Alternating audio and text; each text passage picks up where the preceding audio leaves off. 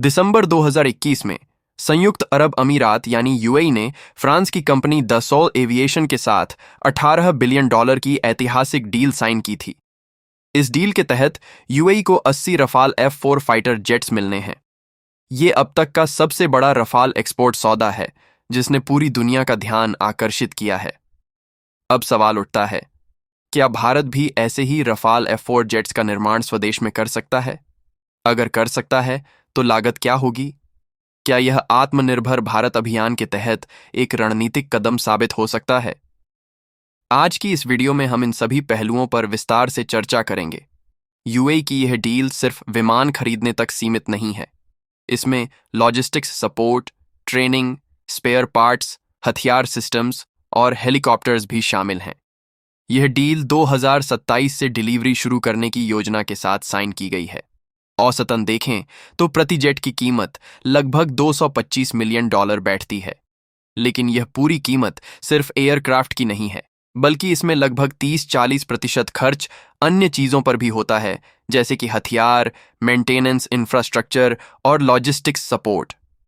इसलिए अगर हम केवल विमान की फ्लाईअवे कॉस्ट की बात करें तो वह 140 से 160 मिलियन डॉलर प्रति यूनिट के बीच बैठती है। रफाल F4 वर्जन भारतीय वायुसेना द्वारा संचालित वर्तमान F3R वेरिएंट से कहीं ज्यादा एडवांस्ड है।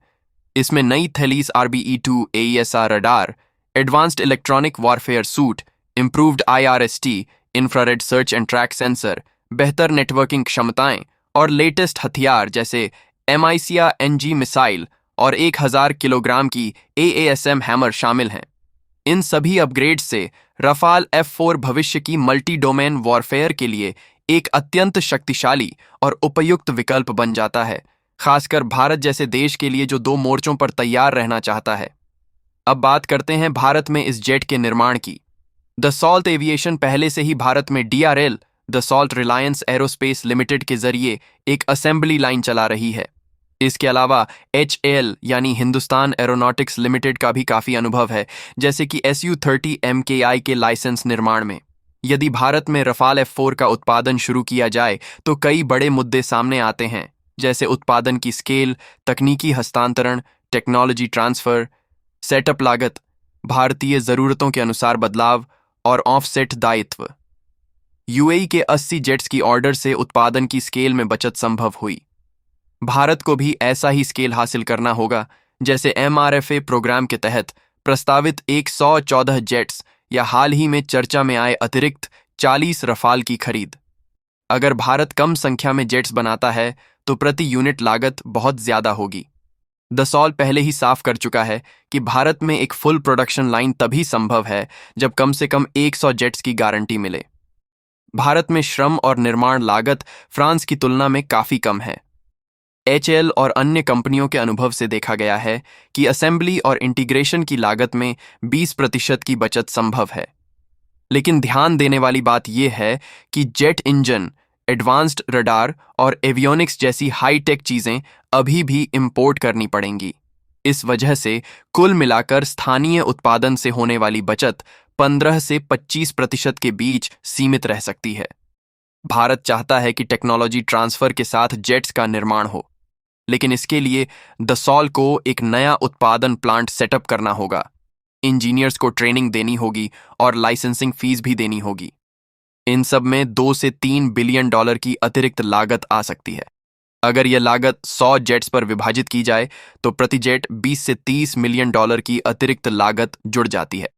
पहले भी भारत ने 36 रफाल जेट्स में लगभग $2 बिलियन के ISE इंडिया स्पेसिफिक एनहांसमेंट्स कराए थे, जैसे इजरायली हेलमेट, भारतीय कम्युनिकेशन सिस्टम और हाई ऑल्टीट्यूड ऑपरेशन क्षमता।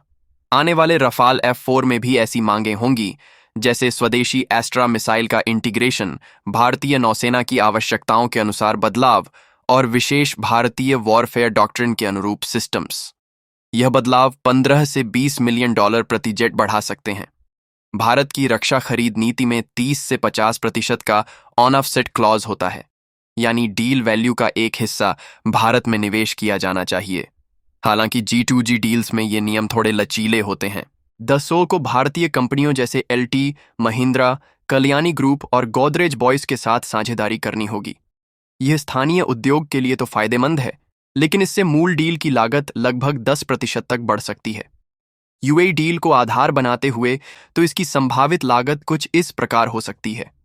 प्रति विमान अनुमानित फ्लाईअवे कॉस्ट लगभग $140 मिलियन मानी जाए तो कुल बेस लागत लगभग $14 बिलियन होगी। इसके अतिरिक्त तकनीकी हस्तांतरण और उत्पादन सेटअप पर $2.5 बिलियन, भारत विशेष बदलावों पर लगभग $1.5 बिलियन और ऑफसेट शर्तों के कारण लागत में अनुमानित 10% यानी $1.4 बिलियन की वृद्धि हो सकती है। इसके अलावा सपोर्ट और लॉजिस्टिक्स के लिए अनुमानित 20% अतिरिक्त लागत यानी $3 बिलियन भी जोड़ी जाए तो कुल कार्यक्रम लागत लगभग $22.4 बिलियन तक पहुंच सकती है।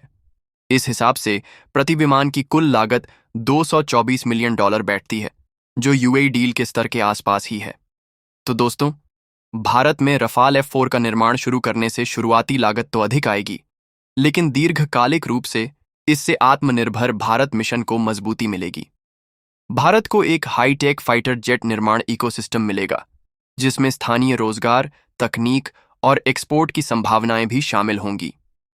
अगर उत्पादन स्केल बड़ा हो और एक्सपोर्ट बाजारों में भी भारत की भूमिका बढ़े, तो यह प्रोजेक्ट रणनीतिक रूप से और आर्थिक रूप से बेहद लाभदायक साबित हो सकता है। अगर आपको यह वीडियो पसंद आया हो तो लाइक जरूर करें, चैनल को सब्सक्राइब करें और अपने विचार कमेंट में बताएं, क्या भारत को रफाल F4 का निर्माण स्वदेश में करना चाहिए? मिलते हैं अगले एपिसोड में एक और डिफेंस एनालिसिस के साथ।